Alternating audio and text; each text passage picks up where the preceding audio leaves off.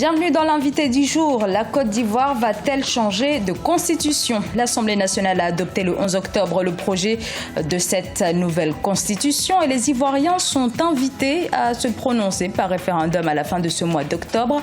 Pour en parler avec nous sur ce plateau, Monsieur Mamadou Touré, conseiller spécial chargé de la jeunesse auprès du président ivoirien Alassane Ouattara. Bienvenue, Monsieur Touré.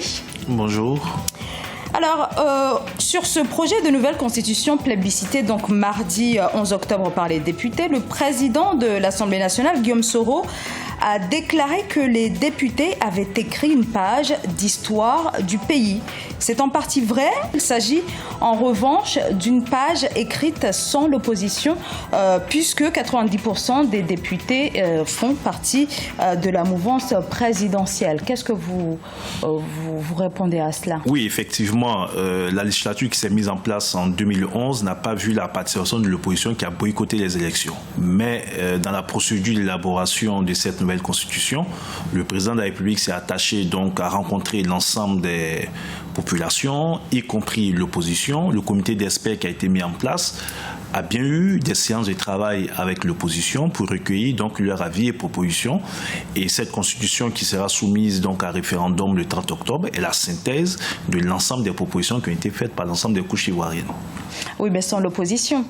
Non, écoutez, quand vous dites l'opposition, il faut bien qu'on détermine qui est opposition. Effectivement, il y a M. Pascal Affi-N'Guessan qui est à la tête d'une coalition de partis politiques, je crois qu'ils sont 23, qui dénonce la procédure et même le contenu de cette constitution et qui apparemment décide donc d'appeler à voter non à la constitution.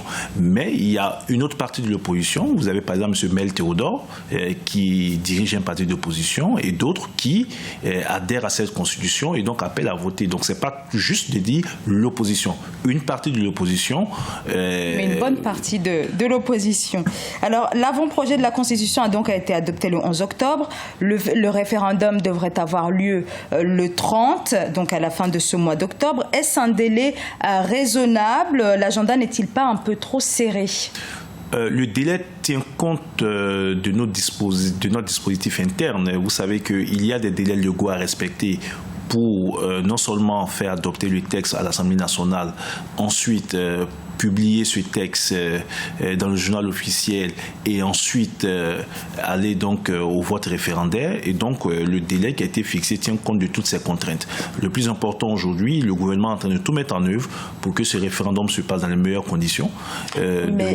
Voilà, en tout cas avec cet agenda, il y a peu de place en tout cas pour le débat, expliquer les enjeux de ce texte aux Ivoiriens en 2 semaines. Le débat a déjà commencé depuis l'initiative du chef de l'État, avant même de connaître le contenu exact donc de cette constitution. Le débat va déjà commencer.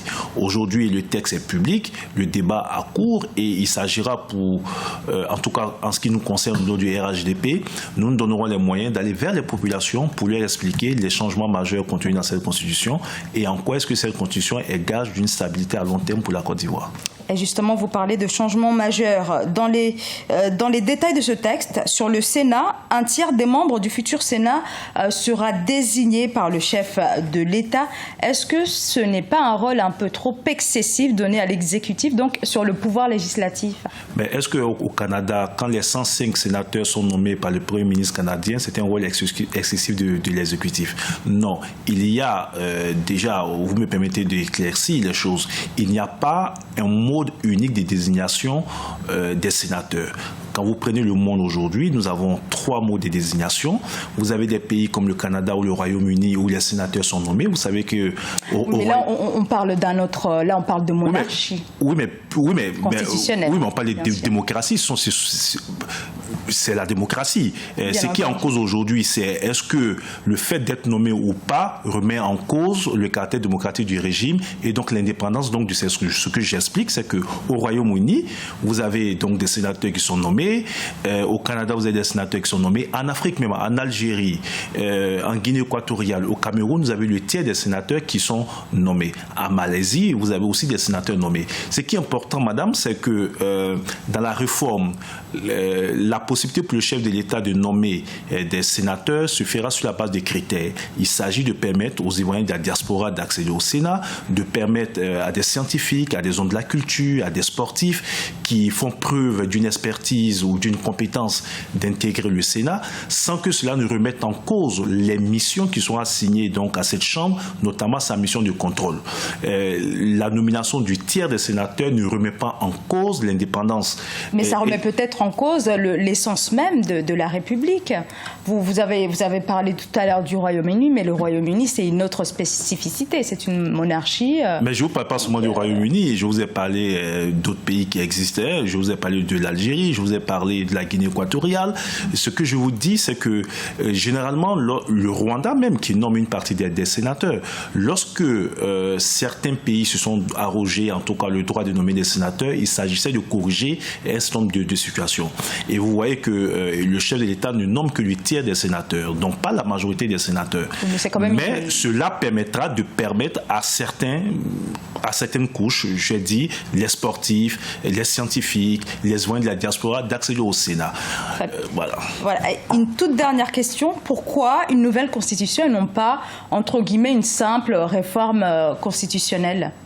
Déjà, vous savez que la constitution précédente a été élaborée dans des conditions totalement difficiles, avec des débats très passionnés, et avec la crise que nous avons connue, la volonté du président de la République de garantir la stabilité pour le long terme pour nos pays, avoir des institutions solides, commandait donc d'avoir une nouvelle constitution. Et donc nous sommes là dans la dynamique d'une nouvelle constitution qui nous permettra donc de revenir sur tous les fondamentaux, d'asseoir des institutions solides, de faire en sorte qu'avec la vice-présidence, on n'ait pas à vivre des situations de succession qui soient difficiles.